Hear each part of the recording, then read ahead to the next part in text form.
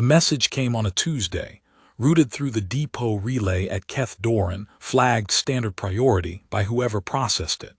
I read it twice at my desk with the freight manifest still open on the left panel, and the window showing the loading apron in the gray morning light outside. Then I sat for a while without reading anything. Orathsen was dead. They said it was a coupling failure on a survey rig in the Vethkos eastern margin, the same work we had done together for 9 years on that same ground. A bad weld, a fault nobody caught, a pressure cascade in the number 3 drill housing. He would have known what was happening in those last seconds. He was that kind of engineer. He always knew what was happening 2 minutes before it was visible to everyone else, which was why we had pulled each other out of close situations more times than I had ever written down. He had a way of reading a vibration in the frame of a machine and saying, quietly, that they needed to stop and check the coupling, and he was always right. He had been right 9 years in a row. Then one time he was the one inside the housing when it went. I closed the manifests and told my deputy I would be gone for 2 weeks. He did not ask why. I had been running the freight depot at Kethdoran long enough that people did not generally ask me to explain myself when I said I needed to be somewhere.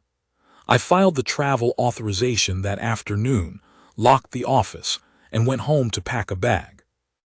I had promised Orath, a long time ago, that if anything happened to him I would go to Salveth. He had made the same promise to me, though I had no one for him to go to, which had always made the arrangement feel unequal in a way I never mentioned.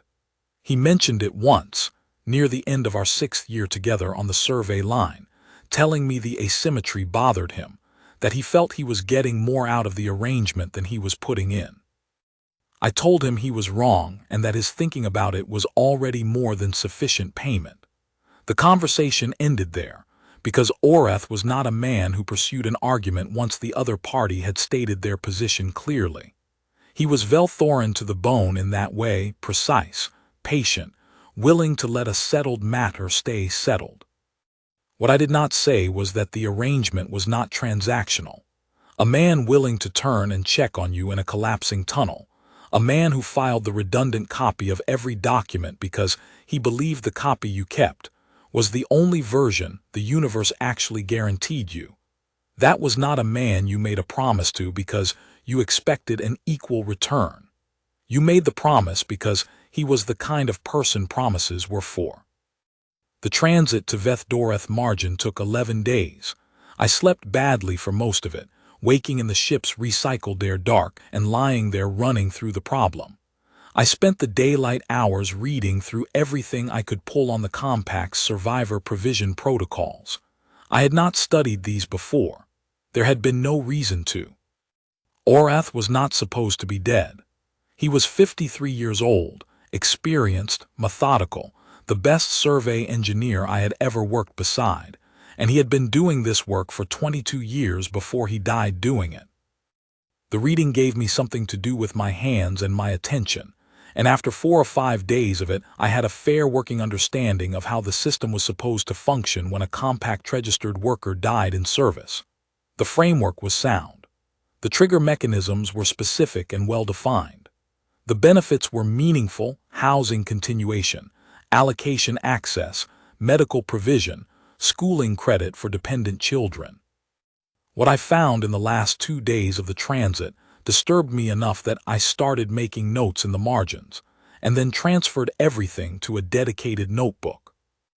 Orath's service record, which I had access to as his listed emergency contact and field partner on the compact survey rolls, showed a classification dispute filed 18 months earlier by the Resettlement Authority.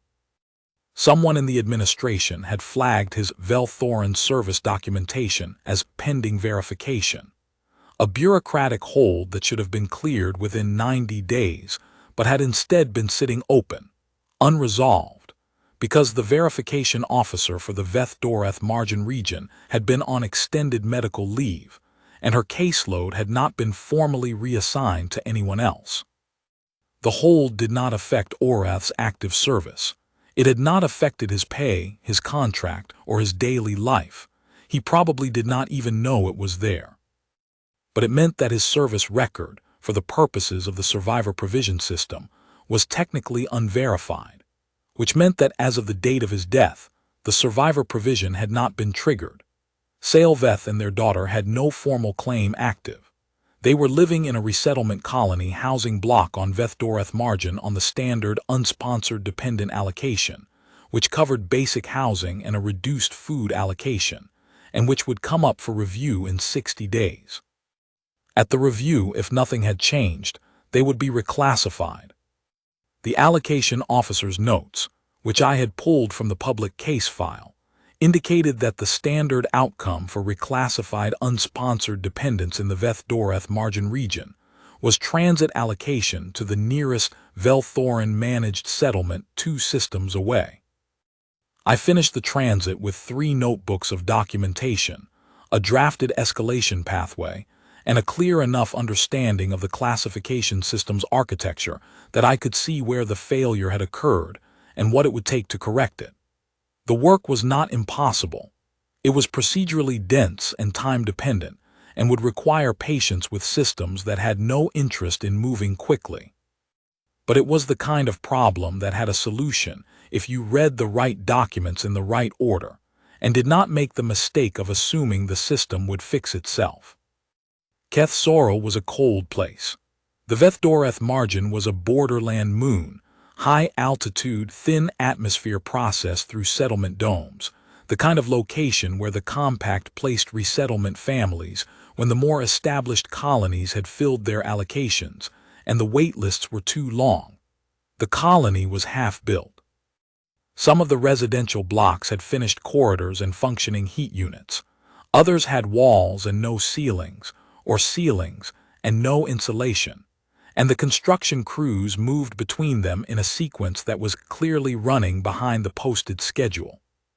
The main dome was operational, but some of the side passages still had temporary ceiling fabric where permanent panels had not yet been installed, and the fabric moved in the recycled air currents with a low sound like something breathing in a large room.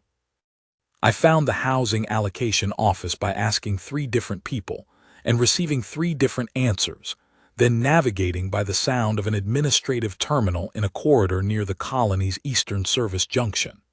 The allocation officer was a young woman named Thera Solt who had been on the colony for 7 months and had the look of someone who had been managing an impossible volume of work for most of them.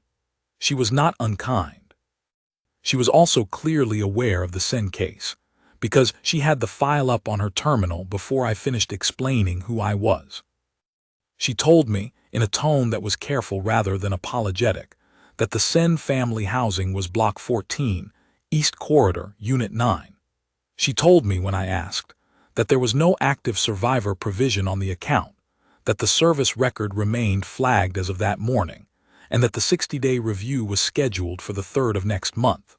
She told me that she had escalated the hold twice through the resettlement authorities' internal channels and received no response on either occasion. I asked what the standard outcome would be at the review if the record remained flagged. She told me. I thanked her, noted the office hours and the case reference number, and walked to Block 14. The corridor of Block 14 was finished, real panels, functioning light strips, a heat unit at the far end that ran a little loud but kept the temperature livable. Unit 9 was the 3rd door from the end. I stood in front of it for a moment and then knocked twice, the way Orath had always knocked on a crew compartment door when we were on the survey line. 2 sharp raps, no waiting, no hesitation. He had learned it early in his time with the compact core, he said, because hesitation in a corridor was how you got in the way of people who had somewhere to be. Footsteps precise and quiet, the door opened. Salveth Sen was tall. I had known that from the photographs Orath kept in his kit, though photographs never quite capture the thing that matters most, which is the quality of someone's stillness. She was Velthorin the way Orath had been, deep amber-brown skin, large pale gold eyes, pointed ears, dark hair cut short. She wore a settlement worker's coverall, clean but worn at the knees. She looked at me for a moment without speaking, and I saw the recognition go through her eyes, because Oreth had kept photographs of both of us and she had clearly looked at them many times. She said, "Davin Karath." I said, "Yes." She stepped back and let me in. The unit was one main room and a smaller sleeping area through a partial partition. It was clean and organized in the way that Oreth had always organized a crew compartment, everything in its place, everything with a visible purpose, nothing left out that was not actively being used. A table with 2 chairs, a work surface with a portable terminal, a cot along the far wall where a child was sitting with her knees drawn up, watching me. She was small, pale gray-blue skin, where her father had been amber-brown. She had taken her coloring from some Velthoran inheritance pattern I did not know enough biology to trace. Her eyes were amber gold like her mother's, and she had pointed ears and dark hair pulled back, and she was looking at me with the precise, unhurried attention that I had seen on Oreth's face 10,000 times across 9 years of shared work. The expression was identical. The quality of it, not wary, not warm, just completely present, was the same thing that had made Oreth so reliable in a crisis. You always knew where he was looking. Salveth said, "Lyra, this is the man your father worked with." The child said, "I know." She did not look away. "He talked about you. He said you were the one who filed the copies." Salveth poured water and set 2 cups on the table. She stood at the work surface with her back partly turned. Her posture controlled the way Oreth's had been when he was working through something difficult, not closed, just very deliberate about where she put her weight. She said, "You did not have to come." I said I told him I would, if something happened. She was quiet for a moment, then still turned toward the work surface. "He said that. He said you had an arrangement. He told you about it. He told me everything." She turned then and looked at me, and her expression was not grief exactly, or not only grief, but something more like the reckoning a surveyor makes when they look at a structural report and understand what the numbers mean. He also told me not to be too proud to accept help that was genuinely given. He said he thought I might need the reminder. "He knew you well," I said. "He did." She sat down across from me. "He also said you were the kind of man who would already have read the service record before you arrived." "I read it on the 7th day of transit. And I need to see everything you have. His contracts, the survey logs, his compact enrollment documentation, any correspondence you've received about the classification hold. I have a pathway in mind, but the documentation needs to be complete." She looked at me for a long moment. I recognized the look. It was the look Oreth gave a structural analysis before he accepted its conclusions, not distrust, but precision. A check to determine whether the offered thing would hold the weight being placed on it. "How much time do we have?" she said. 58 days, I said. "I used 2 getting here." She got up and opened the sealed transit case that was sitting against the wall under the work surface. She lifted out a red folder, worn at the corners, the color faded on the spine, and set it on the table in front of me. "He organized it by year," she said, "each contract behind a numbered divider." I opened it. Everything was there. Every contract, every survey log, every enrollment form, every piece of compact paperwork Oreth had generated or received in 22 years of service. The dividers were precisely cut. The handwriting on the tab labels was his, the precise, slightly angular script I had read on work orders and notes and site assessments for 9 years. I said, "I'll start today." The work was dense, and the classification system was, in the way of all such systems, structurally indifferent to the urgency of the people caught in it. The problem was not the documentation. Oreth's documentation was better than anything I had seen in 20 years of working with compact paperwork. The problem was that his documentation needed to be connected, in the correct order, to the correct verification pathway. And that pathway ran through an office whose primary officer was unavailable, and whose backup protocols had never been formally invoked. I worked at the table in Unit 9 from early morning until mid-afternoon each day, when Salveth left for the construction coordination office where she had picked up supplemental allocation work. The colony needed documentation clerks, and she was precise and fast, and they had taken her on inside the first week. Lyra was in the colony's provisional education program until the 14th hour. The middle part of the day was quiet, just the terminal and the notebooks, and the distant sound of the construction crews on the exterior of the block, and the heat unit running its low, slightly rough cycle at the corridor's end. On the third day, I identified the specific error that had generated the classification hold. Someone 18 months ago had routed Oreth's enrollment verification through the Resettlement Authority's Classification Bureau rather than through the Compact Survey Division's Records Office, where it belonged. The two offices used different verification protocols and different escalation triggers. The Classification Bureau's protocol had no active benefits escalation mechanism tied to it, which meant a hold could sit indefinitely without triggering a mandatory review. The Survey Division's protocol had a different clause. An open classification hold on an enrollment record could be escalated by any compact-registered party with a documented professional relationship to the enrollee. I was a compact-registered freight depot supervisor. I had 9 years of co-signed survey contracts with Oreth Sen. I had his original enrollment documentation in the red folder on the table in front of me. I drafted the escalation request that afternoon.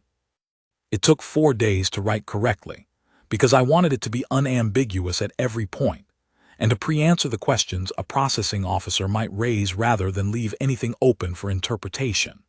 When I finished, it was 11 pages with 42 supporting documents, organized according to the Survey Division's own protocol specification, with a cover letter that explained the routing error in clear, non-accusatory terms that cited the specific clause and the specific subsection. On the 4th day, Lyra came home from the education program before her mother. She stood in the doorway for a moment, watching me at the table. Then she came inside and sat on the cot in the same position she always occupied, knees up, back straight, both hands on her knees. "What are you doing?" she said. "Reading contracts, your father's." She was quiet for a moment. Then he kept the contracts in a red folder. "I know it's here." I turned it so she could see the spine. She looked at it for a long time without speaking. The wear on the spine was the kind of wear that came from years of being carried in a survey kit across frontier terrain, opened and closed in cramped crew cabins, consulted in the field in weather that was not always accommodating. 9 years of that at minimum, probably longer. "He showed me how the dividers work," she said finally. "He said every document has a place. If it doesn't have a place yet, it means you haven't understood it well enough." "He said that to me too," I said. "More than once, and he was always right." "Did he teach you that?" "I think we figured it out together, across about a year of making mistakes. He was better at it than I was from the start. I had to catch up."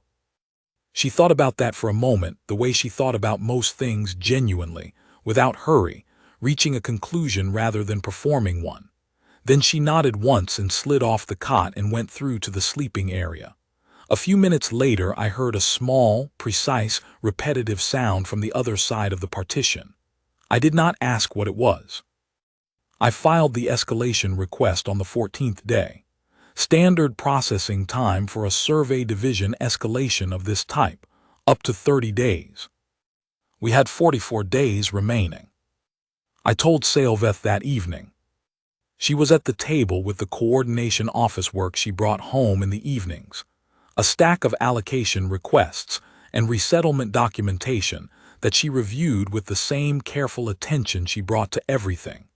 She listened to what I said without interruption, asked one clarifying question about the processing window, and then was still for a moment. "Up to 30 days, she said.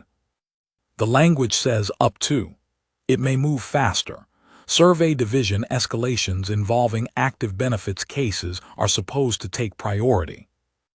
And if it takes the full 30, I have a secondary escalation drafted. It goes directly to the Survey Division Commissioner's office, which has a 5-day mandatory response window. We file it the moment the primary window closes without a response. I set my notebook on the table, open to the relevant page. The secondary was drafted on the 3rd day. I've been refining it as the primary took shape. She looked at the notebook. She looked at me. You prepared a secondary escalation before you even knew if the primary would be accepted. It seemed likely to be necessary. The routing error had been in place for 18 months.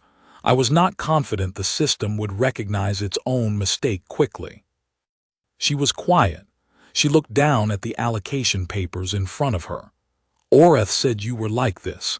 He said you were the kind of man who had already thought carefully about the thing that had not yet happened. He was better at it than I was, I said. He said the same thing about you. He said it more than once across many years. I stopped expecting him to stop saying it. She picked up her pen and returned to the allocation papers, but her posture had changed slightly, not relaxed, but settled, the way a structure settles when the bracing is confirmed sound. During those weeks I learned the shape of their days. Salveth left early and returned by the 15th hour. She was precise about time in the way Oreth had been, not because she was rigid about schedules, but because she understood that precision was a form of consideration for everyone else in the system. She cooked in the evenings, Velthoran food prepared without performance or apology, the careful spicing and slow-cooked grain bases that Oreth had introduced me to in our 4th year together, and that I had eaten often enough since to appreciate. She did not ask if I liked it, and I did not comment either way, because neither of us needed that kind of social management on top of everything else. Lyra ate quickly and returned to her work. The work, which I understood by the end of the 1st week, was a series of small mechanical models she built from components salvaged from the construction sites on her way home from the education program. She had Oreth's precision and his patience, which in a child of approximately 7 was a remarkable combination. She would work on a model for an hour without speaking, testing each connection before committing to it, discarding pieces that did not fit without visible frustration.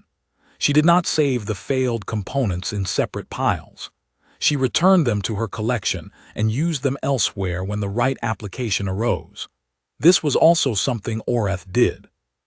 On the 19th day, she brought a model to the table and set it next to my notebooks. It was a survey rig. Small, it fit in a cupped hand and very carefully made, each component sourced from something else. A coupling ring from a ventilation fitting, a drill housing from a medicine capsule container, a stabilizer frame from 3 pieces of thin metal rod bent at precise angles and joined with the kind of adhesive used to seal pipe fittings. The frame geometry was correct, not approximately correct, actually correct, down to the angle ratios of the main support struts. I looked at it for a long time. "Where did you learn the frame geometry?" I said. He showed me. She picked it up and turned it in her hands, checking the connections the way Oreth checked things, not anxiously, just thoroughly. He built one too, a bigger one. He kept it on the shelf in our housing in Vethkos. "You didn't bring it." There wasn't room in the transit allocation. She set it back down, precisely aligned with the edge of the notebook. "Did you ever see it?" He had one on the crew cabin shelf too, for the last 3 years. He rebuilt it once when a coupling ring cracked, and he told me he'd ordered the replacement part from the supply depot and that the wait was 11 days and that was that. He worked around it for 11 days without a word of complaint and then replaced the ring on the day it arrived. Lyra was quiet. He did that at home too. He never complained about the things he was waiting for.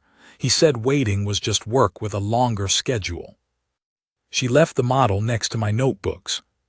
It was still there in the morning and the morning after that. I did not move it. On the 22nd day, Lyra fell asleep over her model before the 19th hour, which Salvage said was unusual. She carried her to the sleeping area with the ease of someone who had done it many times, and when she came back, she sat at the table across from me and poured from the pot of grain tea that had been steeping on the heating element and pushed a cup toward me.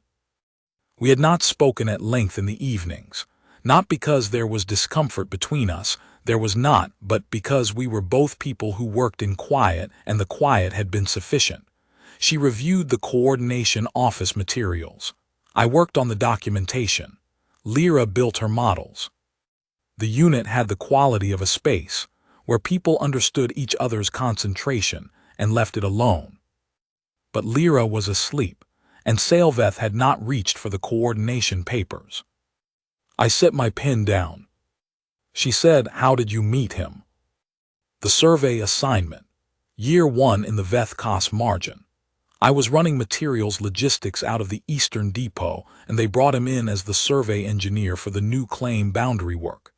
He came to the depot on the 3rd day to pull equipment specs for the drill housing, and he read every page of the spec and then asked me 3 questions that I realized, when I tried to answer them, I could not answer correctly from the documentation I had. We spent 2 hours pulling the original installation records before we found the answers. He said afterward that he always read the whole document before he trusted it, and that this was a standard practice and not unusual. Salvage was quiet for a moment. He said exactly that to me many times. He said trusting a document you had not finished reading was the fastest way to build something wrong. He was right. He was usually right, he knew it. He was not arrogant about it, he did not present it as superiority. He presented it as simply what he had found to be true. She turned the cup in her hands. When did you begin to trust each other? Year 2. We had a coupling failure on the number 2 housing, minor, not catastrophic, but enough to require a shutdown and a full structural review before we could continue. We were 3 days into a 10-day review window when we found the source. I had calculated it was in the eastern joint. He had calculated it was in the lower connector bracket. We disagreed for most of one morning. He went through his analysis step by step and asked me to find the error. I did the same.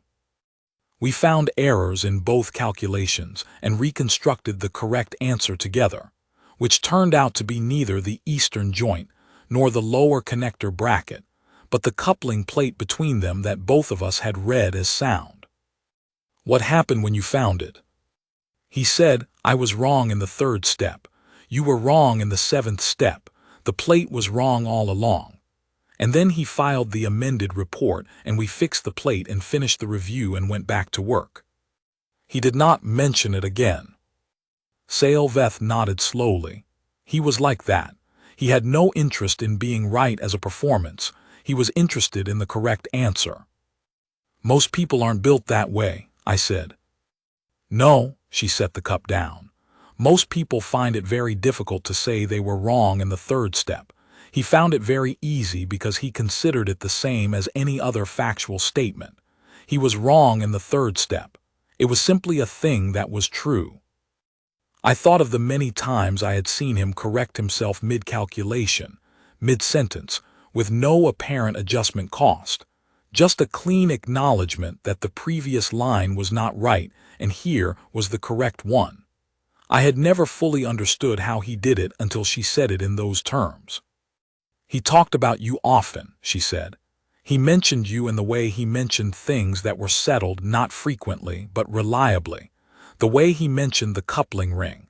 The way he mentioned the survey logs. You were one of the things he knew the place of. I did not know what to say to that. I looked at my notebook for a moment. She said he was very proud of Lyra's frame geometry. He wrote to me the week before he died and said she had corrected a calculation in his own analysis and that she was right. He said he had told her she was right in the 3rd step and that he was wrong. He was very pleased that she did not apologize for it. She doesn't apologize for being right, I said. I've noticed. No, she says the calculation and waits for it to be checked. If it's wrong, she wants to know why. If it's right, she doesn't need to be told it's impressive. Salveth looked toward the sleeping area. Her expression had something in it that I recognized from the outside. It was the expression of someone holding two things at once, grief and something else that was not grief. She has his patience. I was always the one with less patience. He thought it was funny. He said I moved through problems faster, but he finished more of them.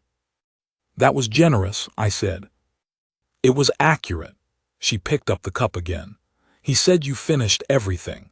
He said you were the kind of man who did not leave a problem half solved. He found that very reassuring. He said it was why the arrangement felt fair to him, even though he thought the terms were unequal. He said a man who didn't leave things half solved was exactly who you wanted the arrangement to be with. I was quiet.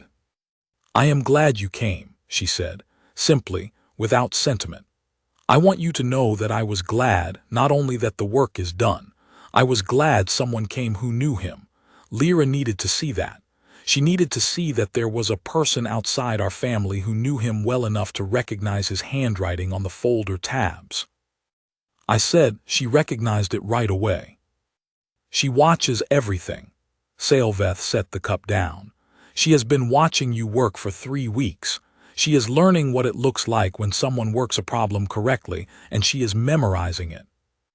That was all she said about it. She reached for the coordination papers and I reached for my notebook, and we worked in quiet for another 2 hours, the way we had been working in quiet for 3 weeks, until the heat unit cycle shifted and the corridor outside went still, and we both put down what we were doing and went asleep. On the 28th day, the Survey Division Records Office sent a response. It was not an approval. It was a request for additional documentation. Specifically, the Compact's original survey enrollment form from the year Oreth first registered, which the Records Office said was missing from the electronic submission. It was not missing. It was document 41 in my 42 document package, in the correct position, correctly labeled. Somewhere in the processing it had been overlooked, not lost, not removed, simply not opened. I sat at the table and read the request twice. Then I called Salveth in from the other room. She read it, she set it down. How long to resubmit? I can file the correction today. Response window is up to 10 days. We have 16 days until the review. I know. I was already pulling the document from the archive. If the correction response doesn't arrive within 10 days, I file the secondary escalation to the Commissioner's office the moment the window closes. 5-day mandatory response.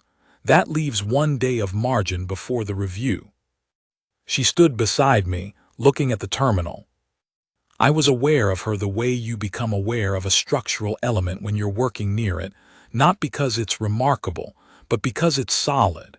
It was there, it was reliable, and its reliability was not something it needed to announce. What if the 1-day margin is not enough, she said. Then we go in person. Survey Division Regional Headquarters is at Kethvorn Station, 4 hours transit from here. I know which floor the records office is on. I looked it up on the 7th day. A pause. You looked it up on the 7th day. I was not planning to need it, but I wanted to know it was there. I filed the correction with a cover note explaining precisely which document it was, which exhibit number, and why it was already in the submission package. I kept the language accurate and free of anything that could be read as accusatory. The processing officer who missed it was probably managing a large volume, and this was not a case I needed to make into a conflict. Salveth said quietly, he was right about you. I did not ask what she meant. I knew what she meant. She left me to the work and went back to her own. The correction response came on the 8th day. I was at the table with the morning grain tea Salveth had left in the cabinet next to the heating element, and the terminal showed a new message in the Survey Division queue, and I opened it and read it, and then I set the cup down and read it again. Approved, classification hold removed, service record updated. Survivor provision triggered retroactively to the date of death. Housing allocation confirmed as permanent. Dependent status review canceled. I read it 4 times. The language was standard administrative language, the same cadences that all compact approval documents used, nothing stylistically distinguished about it. But it meant that the record was clean. It meant that Orath Sen, survey engineer grade 4, 22 years of service, had a complete and verified record in the compact's rolls, and that his wife and daughter were housed and provisioned and not subject to a review in 8 days. I filed one more document before I told anyone. It was a formal depot sponsorship declaration. Keth Doran Freight Depot as sponsoring entity, Salveth Sen and Lyra Sen as named dependents. Standard form, nothing unusual about it. It was completely redundant. The survivor provision covered housing, allocation, and medical access through the standard protocol. The depot sponsorship added nothing they did not already have. I filed it and saved the confirmation in the red folder. Orath had always filed the redundant document. He said a record was only as good as the copies you kept of it, and that the compact's records had a way of developing gaps when no one was watching. He said you could not predict which copy would be the one that mattered, so you kept them all. I had agreed with him about this in principle for 9 years, and now I agreed with him about it in practice. Salveth came home, and I showed her the terminal. She stood and read the response. All the way through, then from the beginning, checking that the meaning she had taken from it the first time was the meaning it actually contained. She straightened. "It's done," she said. "It's done, the review is canceled. The provision is active as of the date of his death. The housing is confirmed." She was still for a moment. Then she sat down at the table and put her hands flat on the surface, both of them, palms down, and I understood what I was seeing.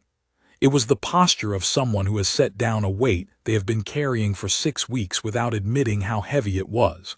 Not collapse, just the moment when the hands have nothing left to hold and they rest. I said I also filed a depot sponsorship. It's redundant. The survivor provision covers everything. But it's on record. She looked up. Orath would have filed it, I said. He always filed the redundant document. He said you couldn't know in advance which copy would be the one the system reached for when it needed to. She looked at me for a long time. Her expression was something I did not have an exact name for. It was not grief, not relief, not gratitude in the usual sense. It was something closer to recognition, the look of someone who has found an expected thing in an unexpected place. She said, "Thank you," quiet direct said once, in the way she said everything that mattered. "I want you to know what this meant. I will not say it more than once because once is enough if the thing is said clearly, but I want you to know." "I know," I said. "Good," she said. And that was the end of it, which was exactly right. When Lyra came home, Salveth explained what had happened. Simple words the way Orath would have explained it. This was the problem. This is the work that was done. The problem is resolved. Lyra listened without interrupting. Then she asked 3 questions, each one following from the previous, pulling the explanation apart carefully until she had the full shape of it. This was how she had been since the 3rd day, whenever I mentioned something about the documentation work. She asked questions the way Orath asked questions, not to fill silence, not to perform curiosity, but because she wanted to understand the mechanism. She went to the sleeping area when the explanation was finished. She came back with something in her hands. A coupling ring, small machined metal, the type used in a survey rig's No. 3 drill housing. The specific type, the specific size, real wear on it, the matte surface of metal that had been torqued and released many thousands of times, the edges smooth, the inner diameter polished to a slight shine from years of close tolerance use. She held it out. I said, "Lyra." She said he kept it in his kit. He said he'd had it 12 years. He said you gave it to him. I had. Year 1 of the survey work, before we had learned to trust each other's technical judgment, when we were still establishing what the other person was capable of. I had stripped a coupling ring out of a piece of decommissioned equipment and given it to him as a gauge, something to compare new couplings against in the field, to check tolerance when you could not run a formal verification. He had carried it for 12 years. I had not known he still had it. I had not known he had kept it at all. I took it from her hands. She said, "You should have it back." He said it was a good standard to measure against. He said that was why he kept it. I held it. It was lighter than I remembered, or I was misremembering how it had felt before I gave it away. After 12 years in Orath's kit, it had his handling in it, in the way that tools you use constantly eventually take on the specifics of how you use them, not visible, but present. I said, "Thank you." She nodded, precisely. Then she went to the cot and picked up her current model, which was more complex than the survey rig, and whose purpose I had not yet identified, though the frame geometry was already more sophisticated. I stayed 3 more days. There was no documentation work left to do. But the colony was cold and half-built, and Orath had been dead for 6 weeks, and there are things that need doing that are not documentation. A heating panel in the corridor outside Unit 9 had been running rough since I arrived. I found the replacement part at the colony's maintenance depot and installed it on the second afternoon, which required removing a panel covering I had to improvise a tool for, and then refastening with a slightly non-standard torque sequence to compensate for the frame having been installed slightly out of square. Lyra watched the whole process and asked, at the end, whether the frame being out of square would cause further problems downstream. I told her it would cause a slight efficiency reduction in the heat unit cycle, but nothing structural. She thought about this and said that seemed like it would be worth correcting before the colony finished the block and sealed the exterior walls, because access would be more difficult afterward. She was right. I noted it for the coordination office. There was also a section of shelving in the unit that had been mounted slightly out of level, which bothered me in the way that imprecise installations always bothered me. I releveled it on the 3rd morning while Lyra watched. She asked me what I was using to verify the angle. I told her. She went to the sleeping area and came back with a piece of string and a small weight, and showed me a method her father had used in field conditions when instruments were not available. The string and weight made a plumb line. You measured the gap between the plumb line and the shelf surface at 2 points on the same edge. If the gaps were equal, the shelf was level. I told her it was a good method. It was. Orath had shown me the same method in the first year, in the field with minimal tools, and I had used it many times since. She put the string and weight on the shelf she had just helped me level and did not take them back to the sleeping area. They stayed there. On the 3rd evening, Salveth cooked the Velthorin grain dish that Orath had made on the last evening of every survey contract, the one he said marked the proper end of a job. I recognized it from the spicing before I recognized it from the look of it. I did not say anything. She did not explain it. We ate at the table with Lyra, and afterward Lyra showed us the current model. It was a representation of the colony dome's ventilation array. She had built it at a scale of approximately 1 to 200, measured from her own systematic observations over 3 weeks of walking the colony's corridors and noting where the air moved efficiently and where it stalled. The duct routing in the eastern section was different from the installation diagrams she had found in the coordination office's public files. Her version was more efficient. She had calculated the pressure differentials. I looked at it for a long time. "You should bring this to the coordination office," I said. She looked at me with the steady gaze she had been giving me since the first day. "Do you think they'd listen?" "I think if your mother brings it with you, and if you can explain the pressure calculation, they would be foolish not to. The colony is still building. The eastern section isn't sealed yet." Salveth looked at the model. "The duct routing is better. The calculation is sound. She looked at Lyra. "We'll go to the coordination office in the morning." Lyra nodded once and began disassembling the model to transport it safely. I left the next morning on the transit back to Keth Doran. Salveth walked with me to the transit hub, and Lyra came too.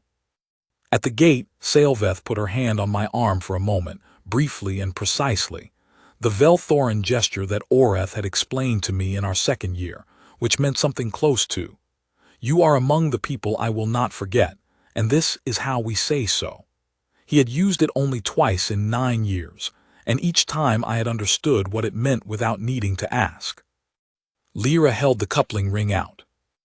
I had left it on the table the previous evening, not deliberately, or not only deliberately. I had been uncertain for 2 days whether to keep it or whether to leave it with her, and I had not been able to arrive at a conclusion, which was unusual for me. She put it in my hand. "He would want you to have it. He kept it because it was a good standard. You should keep it for the same reason." I looked at her. She said, "He said you were the kind of man who always found the correct document. He said that was the most useful thing a person could be. He said it every time he talked about you." I closed my hand around the ring.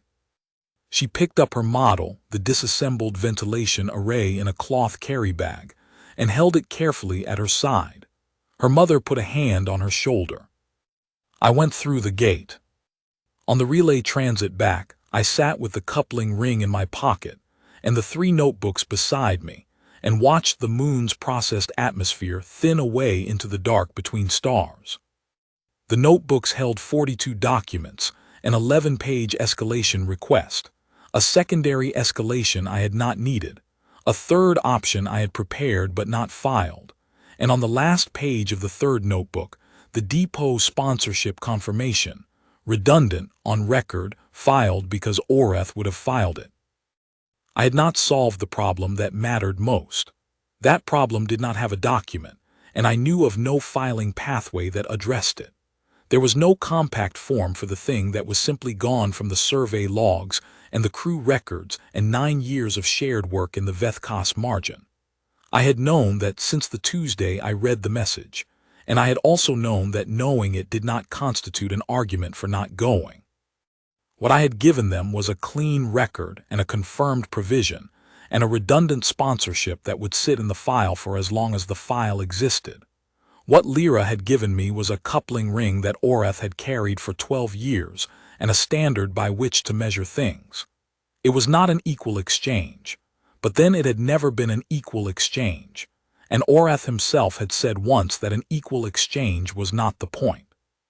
The point was that you showed up when you said you would, and you filed the correct document, and you kept the copy. The coupling ring was in my pocket. When I got back to Keth Doran, I put it on the shelf next to the terminal where the freight manifests ran, at the left edge where it caught the morning light. That was where a standard belonged, visible, consistent, available when you needed to check a measurement against something you knew was right. It was still there.